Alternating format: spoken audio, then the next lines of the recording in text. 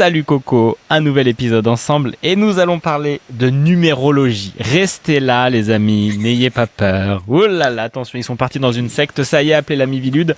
Non, vous inquiétez pas, tout va bien.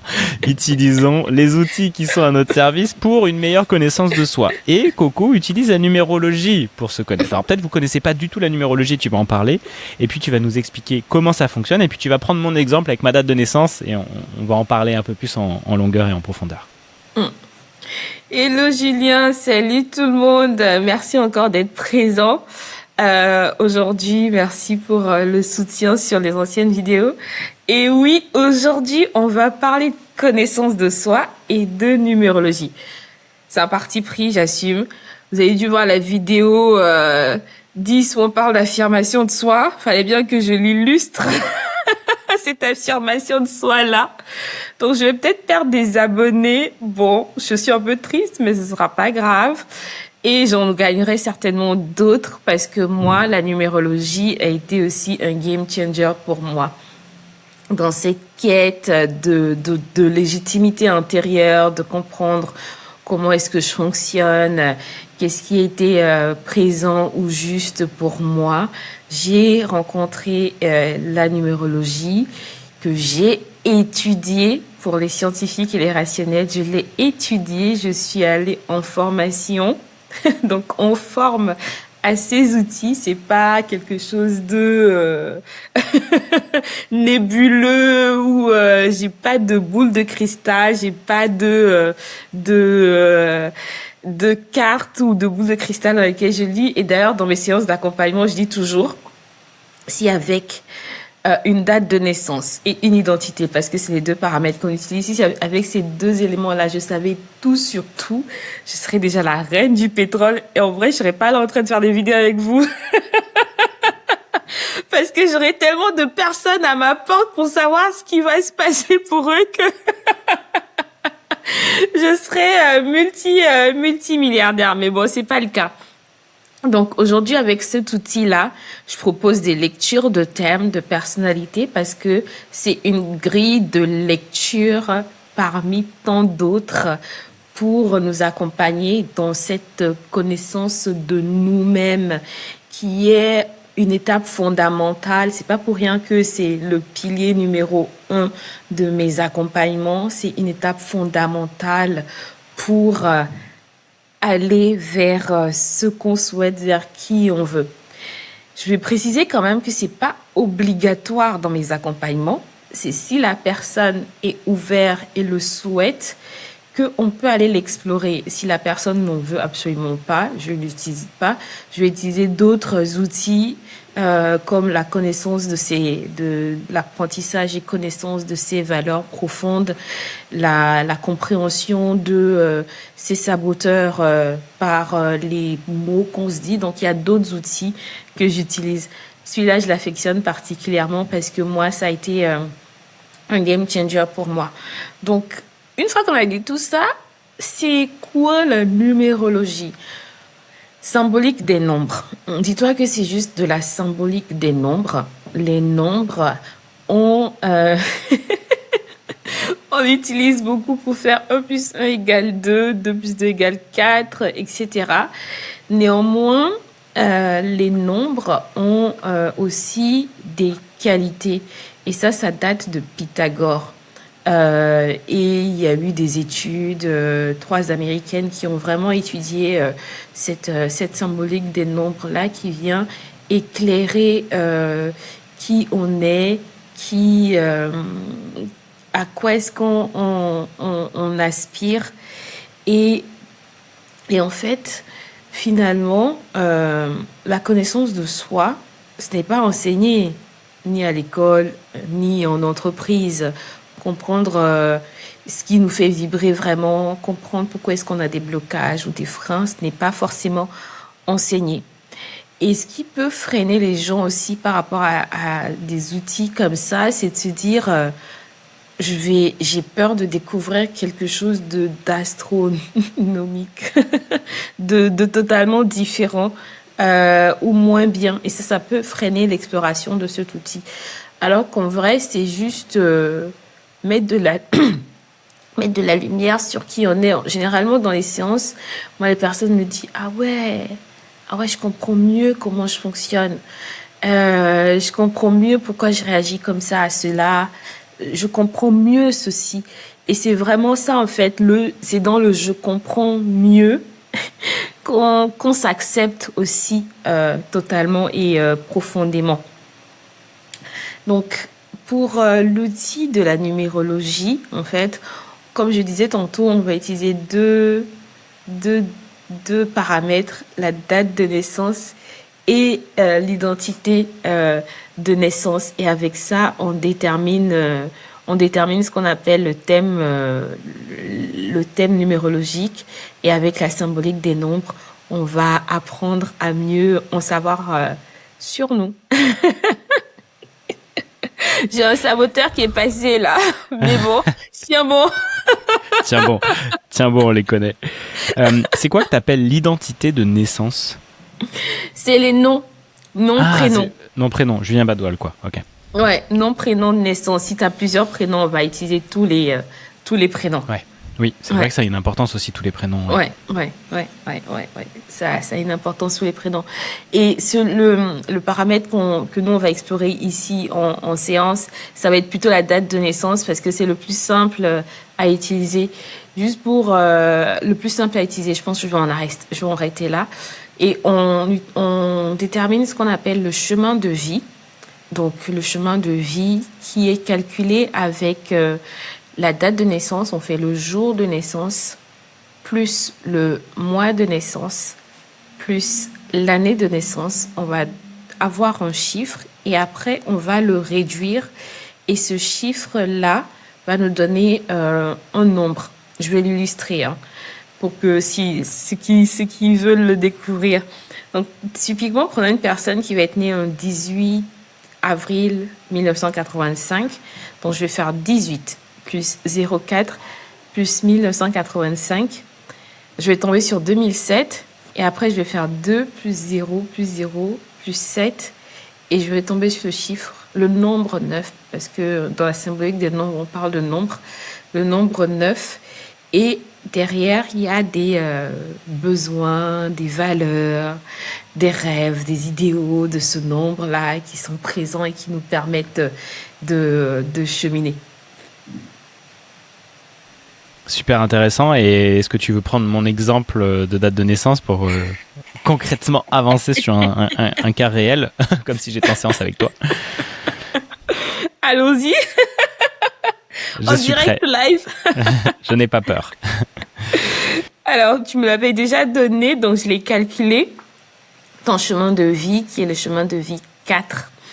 Et donc, le 4, en fait, déjà, quand on va voir le nombre, c'est des barres, en fait, qui tiennent debout. Donc, avec une barre là au milieu, parce que la façon dont le nombre est écrit, 1. Et la forme visuelle aussi impacte beaucoup.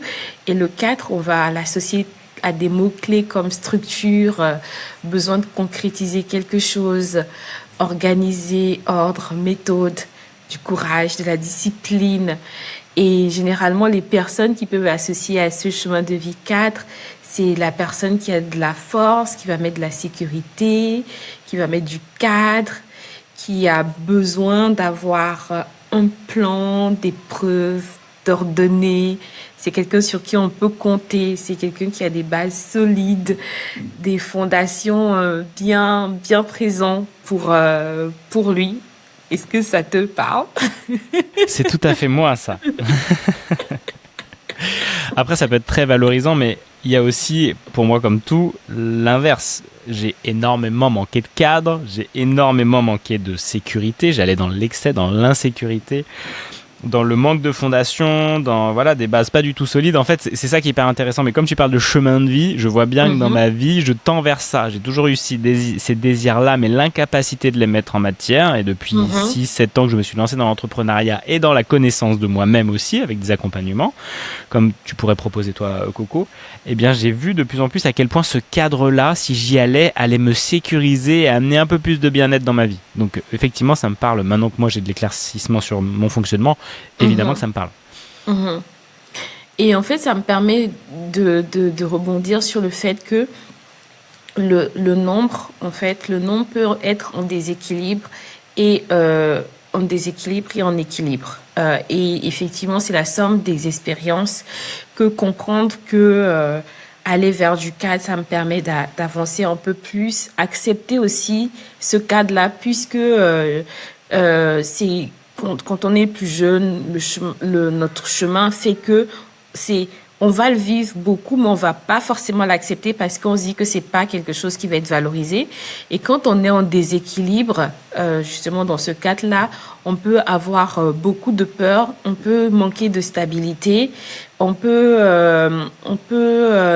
être conservateur aussi des fois, être en mode cocotte minute, beaucoup de restrictions. Donc tu vois, en fait le nombre il est dans son essence et on va beaucoup le vivre en déséquilibre, sinon c'est pas drôle. Et c'est de le vivre en déséquilibre qui va nous permettre d'aller vers son essence en soi, vers la vision globale de ce nombre-là. Et c'est aussi ça qui est précieux.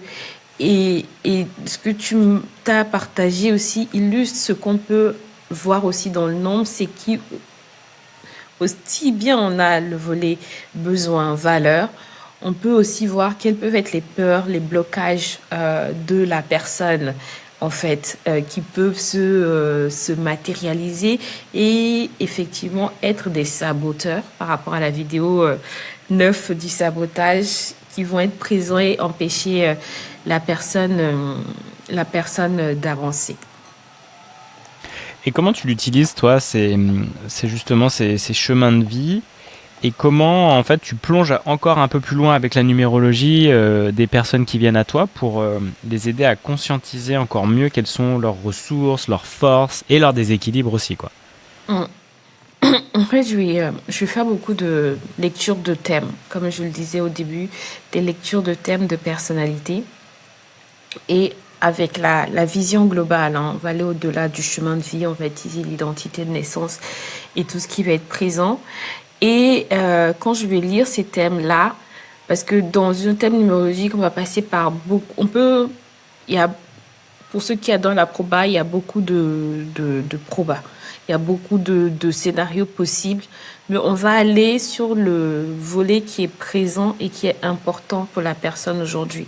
Et comme je dis, moi, mon objectif, c'est toujours de mettre de la lumière sur ce qui fonctionne bien, sur ce qui est présent. Parce que la personne sait trop bien ce qui ne fonctionne pas. Ça, il le sait magistralement bien. Qu'il a besoin d'avoir beaucoup plus de cadres, qu'il a besoin d'en faire plus, qu'il a besoin d'être moins dans l'émotion. Là, je vais parler du nombre 2, qu'il a besoin d'être moins dans le doute. Donc, mon idée n'est pas, et mon objectif n'est pas d'aller dire à la personne, oui, effectivement, tu es là. Parce que comme je l'expliquais au préalable, si je continue par nourrir cette pensée-là chez la personne, dans son émotionnel, il continue à se dire, c'est pas ça, et dans sa corporelle, c'est pas ça. Donc, mon intention, c'est d'apporter de la grandeur à la personne. Donc, je vais valoriser ce qui est présent et conscientiser ce qui se joue pour la personne quand un besoin n'est pas nourri. Donc, typiquement, si je parle du fameux 4, là, qui est présent là dans l'espace ici, ce 4-là qui va avoir besoin de se sentir en sécurité ou besoin d'un cadre. Donc, la personne peut être présente avec une problématique et c'est peut-être ce besoin de se sentir en sécurité qui n'est pas présent ou qui n'est pas nourri à ce moment-là. Donc, mettre de la lumière que, en fait, j'ai besoin de me sentir en sécurité peut être un game changer pour la personne et aussi peut, comment dirais-je, normaliser, en fait. La personne va se dire, mais je n'exagère pas si j'ai besoin de me sentir en sécurité, si j'ai besoin d'avoir un cadre, je n'exagère pas. Parce qu'on a des besoins fondamentaux à nourrir. C'est comme bouffer. C'est comme s'alimenter. Ces besoins-là qui ne sont pas visibles sont quand même fondamentaux pour nous. Le 4 peut avoir besoin de routine, c'est-à-dire toutes les choses à la même place. En fait, le nombre, on va le vivre. Imaginez un intervalle ou un accordéon. Hein. On va le vivre dans l'essence de l'accordéon, peut être à des extrêmes ou là. Mais si je peux donner mon cas particulier à moi, ça permet aussi de comprendre quand on est dans une relation, le couple, par exemple. Quand je parle de besoins fondamentaux, c'est vraiment besoins fondamentaux. Et moi, dans mon couple, moi, je suis plutôt 4 à certains moments, mais pas tout le temps. Moi, j'aime bien varier les plaisirs. Ou mon conjoint, il va être plutôt dans avoir un plan parce que ça le sécurise. Je me rappelle des moments de dispute à l'époque où quand on sortait le samedi pour les courses, moi j'avais mon truc, mais j'avais pas envie de partager parce que j'avais envie de varier. Et lui, il avait juste besoin d'avoir 3 data points. On va faire ça, puis ça, puis ça, parce que ça le sécurisait. À l'époque, je trouvais qu'il exagérait. Quand j'ai rencontré la numérologie, et Dieu merci, il y a une ouverture d'esprit là-bas, je me suis dit, oh putain, mais en fait, en fait, il exagère pas.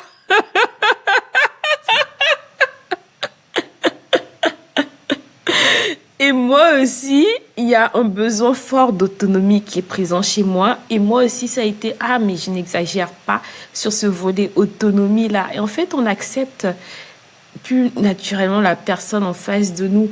Et quand je t'en parle là, ça me met en joie parce que c'est vraiment cette notion de besoins fondamentaux, un besoin, s'autoriser à l'erreur, mais besoins fondamentaux.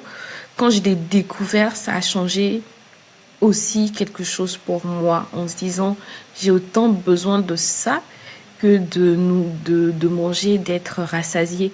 Parce que quand ce besoin-là n'est pas nourri, ben on est irascible, on est dans la tristesse, on est anxieux, on ne comprend même pas ce qui se passe en fait, ce qui se joue en nous, tu vois. Donc voilà un peu à quoi ça peut servir la numérologie, à se valoriser, à se dire bah non, je ne suis pas nulle.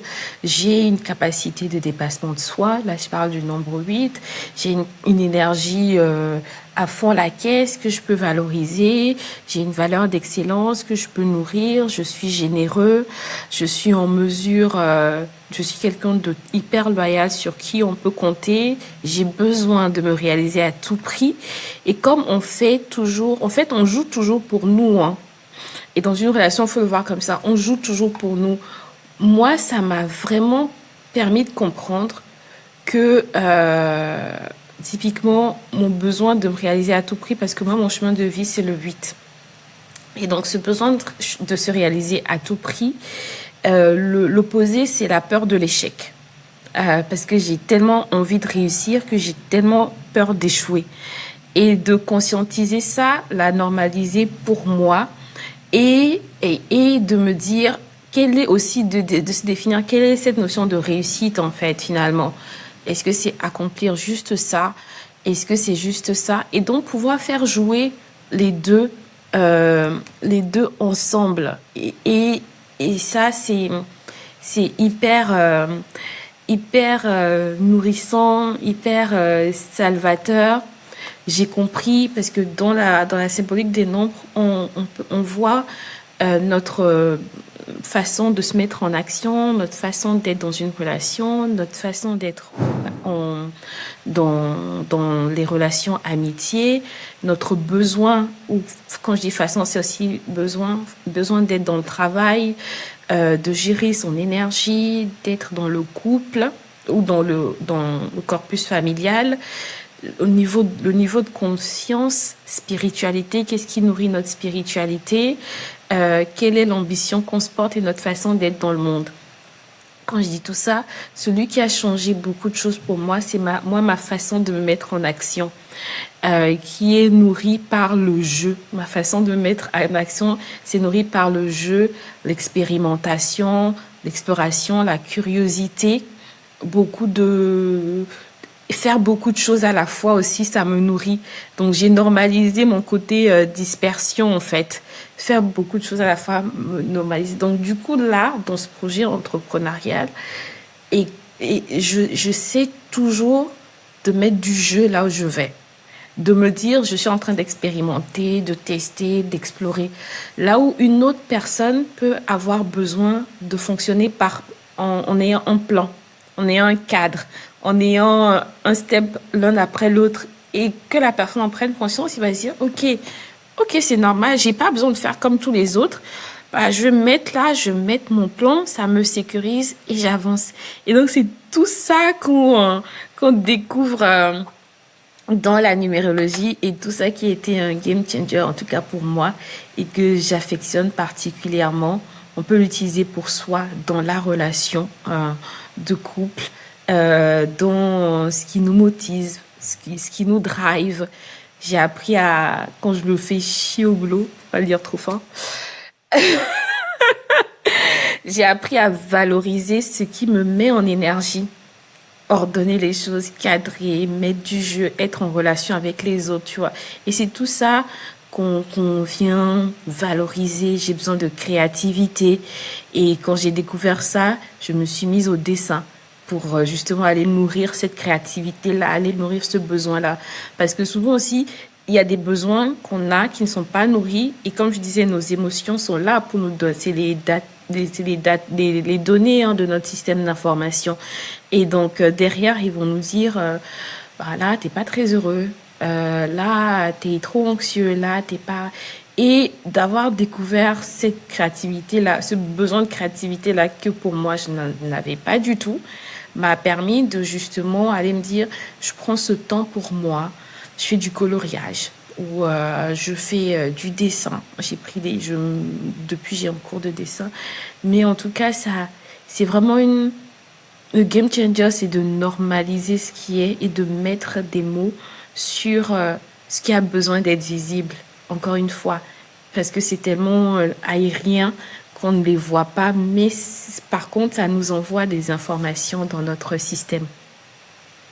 C'est super intéressant ce que tu dis sur la dispersion parce que par exemple, moi je me dis j'ai du mal à m'autoriser à faire plusieurs choses en parallèle, tu vois. Alors j'ai 3 offres d'accompagnement, je développe des apps, je teste plein de choses, tu vois. Mais à des moments je dis mais non, il faudrait être quand même plus sérieux, tu vas que faire une seule offre et puis le reste du temps bah tu prends ton temps pour toi, tu vois.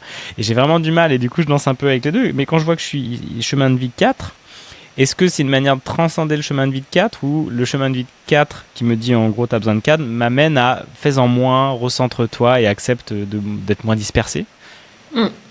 En fait, ce qui, ce, si je prends le 4 dans son essence pure, ça peut être ça, mais peut-être que ton cadre a une nuance derrière. Et c'est là que l'identité de naissance va venir apporter de la clarté dans cette nuance derrière. Parce que le cadre, il n'est pas forcément rigide. Et peut-être que toi, ta façon de te mettre en action, donc ton nombre 1, bref, si je rentre dans les détails puristes, mais peut-être que toi, ta façon de se mettre en action a besoin justement de faire ces différentes choses-là. Et ces différentes choses-là, tu peux les mettre dans un cadre, tu vois, qui correspond à ton chemin de vie cadre. Parce que c'est pas forcément un cadre restreint, mais un cadre, c'est le cadre que moi je m'autorise à définir. Quel est le cadre que je définis qui me correspond en fait? Et tant que ça vient nourrir un besoin chez moi, est-ce que la vraie question c'est est-ce que tu es joyeux quand tu as ces différentes offres là ou pas? Ou si t'es pas joyeux, bah effectivement il y a quelque chose à revoir. Mais si t'es joyeux, ça veut dire peut-être que ton cadre il est peut-être plus grand et que ça vient rester là-dedans. Quand je te dis ça, comment ça résonne pour toi? Bah oui, moi je me sens assez joyeux d'explorer, de tester. Puis ce qui est intéressant, c'est que l'expérience dans une de mes offres nourrit les autres. Si tu vois, il y a quelque chose, j'apprends un truc là, puis ça vient nourrir ça, puis tiens, ça me donne une idée sur ça. Et c'est juste que par moment, il y a l'envie de, viens, on fait rien. Alors là, je suis content, j'ai posé des vraies vacances pour le mois d'août, ça va faire du bien de vraiment couper. Mais il y a un côté aussi, est-ce que, j'essaierai pas de le mettre un peu plus dans la journée, ce côté rien. Tu vois, moi, je sais qu'il y a l'envie aussi d'arrêter un petit peu, de se reposer, mais dans une période où toute l'année a été quand même assez riche, quoi. Cette envie-là, on va pas faire de coaching en live, mais si elle revient de façon récurrente, c'est qu'elle a besoin aussi d'être écoutée et qu'il y a peut-être un saboteur qui t'empêche d'y aller. Lequel c'est chez toi, ce saboteur?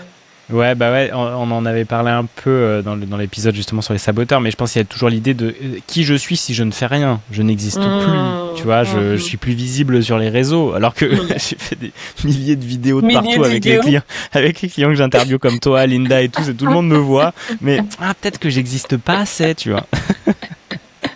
Donc c'est ça qui est intéressant. Et je pense qu'à des moments, et je pense que je suis dans une période où je peux m'autoriser beaucoup plus, parce que c'est ok, il y a des moments où il faut y aller. Surtout en démarrage d'activité, il faut aller, pour qu'on passe plus vite cette montagne un peu, même s'il y a un tempo divin. Mais voilà que aujourd'hui je peux m'autoriser parce que le travail est fait et qu'il y a plein de graines qui sont plantées, même qui poussent bien, donc il faut laisser faire et je peux me reposer maintenant que j'ai bien travaillé, tu vois. Donc je pense que c'est ça aussi qui se montre. Mais j'existe avec et sans travailler, ça c'est sûr. Ouais, c'est ça qui est nécessaire à amplifier là. Vous voyez à quel point ça peut être super intéressant, hein, la numérologie, juste comme porte d'entrée sur vous, pour poser des questions aussi, pour être coaché comme le fait très bien Coco, et puis venir mettre en lumière ces équilibres, ces déséquilibres, et c'est s'autoriser à se dire moi c'est ok que regarde, la numéro vient souligner que la dispersion me rend créatif. Que le jeu me rend créative et me donne plus d'élan, et viens, on essaye d'en mettre plus. Comment on peut faire ça? Et c'est hyper intéressant, parce qu'on pourrait s'interdire parce que croyance limitante, alors que non, quoi. Mais vraiment. Et quelque chose que j'aurais pu mettre au début, mais c'est venu là et c'est ok, c'est que je suis catholique. Oh mon Dieu. Non mais là, heureusement que tu l'as pas dit au début, mais heureusement que tout le monde serait parti. Et moi j'ai une Bible derrière moi, les amis, alors attention. Mais être catholique ne veut pas dire ne pas être ouvert d'esprit, parce que moi ce qui m'anime, c'est, je me dis, mais s'il y a cet outil-là qui est présent, c'est que ça a sa place et que ça peut être utilisé quelque part, et ça vient nourrir chez moi mon besoin de spiritualité, de croire en quelque chose de plus grand que nous, qui est présent, qui nous donne le là, qui fait qu'à un moment donné, on se dit non, là j'en ai marre d'être dans cette voie-là, j'ai besoin d'explorer autre chose. Et ça m'a aussi aidé à ça, à normaliser le fait que de l'actuaire, je commence à explorer un monde qui est totalement différent qu'est le coaching, parce qu'il y a le volet temporel aussi dans la symbolique des nombres, c'est-à-dire qu'il y a un tempo. Mais bon, ça pourra faire l'objet d'un autre épisode, mais c'est vraiment pour poser ça là, parce que ça a permis de rassurer un de mes clients à l'époque, quand j'ai proposé cet outil-là. Il m'a dit, mais moi, je suis catholique et tout. Je dis, écoute, moi aussi, je suis catholique. En tout cas, j'ai été éduquée dans la religion catholique, même si je suis plus très pratiquante. Mais j'ai été éduquée dans cette religion-là. Mais aujourd'hui, je suis ouverte parce que je me dis qu'il y a vraiment quelque chose de plus grand que nous, ici. On est juste tout petit. Ouais, c'est très intéressant. Effectivement, ça vient trop restreindre, et je pense qu'on est dans une époque où on va en prendre un peu au bouddhisme, au catholicisme, à la spiritualité plus New Age et tout. Voilà. Faisons des expériences, goûtons ça, et ne nous interdisons pas, parce que non, si je fais ça, je vais être jugé par Dieu. Après, ça peut être vos croyances, hein, mais je pense que c'est chouette de s'ouvrir à toutes ces pratiques, et de faire des vases communicants entre l'entrepreneuriat, la numérologie, la connaissance de soi, et pour avancer un peu mieux dans son entreprise, avancer un peu mieux dans sa vie, dans son couple, dans ses relations, et que tout ça est au service. En tout cas, si vous êtes resté jusqu'au bout, c'est que ça vous intéressait, je pense. Ou peut-être vous êtes parti au moment où elle a dit qu'elle est... ce qu'ils ont dit sur cette vidéo. Peut-être vous êtes parti au moment où elle a dit je suis catholique aussi. Oh là là, ça y est là. C'était Dieu. la couteau. Désolé les amis, nous sommes qui nous sommes et nous avançons au mieux. En tout cas, merci d'être resté jusqu'au bout et n'hésitez pas à commenter, partager, aller voir plus loin ce que propose aussi Coco. Et puis dans ces séances, oui, effectivement, la numérologie peut vraiment aider tes accompagnés. Donc c'est vraiment un bel outil. Donc bravo à toi. Est-ce que tu as un dernier mot avant qu'on termine? Bah, écoute, ouverture d'esprit, ce serait ça mon dernier mot. Ouverture d'esprit parce que ça nous permet de découvrir des contrées qui nous sont inexplorées, qui nous sont utiles in fine et qui nous aident sur ce chemin d'expérimentation et de connaissance de soi. Ouais, tout à fait d'accord avec cette belle ouverture d'esprit qui est vraiment la clé pour avancer au mieux. Et puis, bah voilà, remettre en question ses saboteurs, remettre en question ses croyances, et puis se laisser porter par, tiens, ça me fait un peu peur, mais j'y vais, et ça a l'air très intéressant. Et voilà. Et puis vous êtes en sécurité avec moi. Et je pense que les personnes le sentent, quoi. Merci en tout cas. Merci Coco, merci à vous, et puis au plaisir d'échanger pour un nouvel épisode. Merci beaucoup, Julien. Ciao. Ciao tout le monde.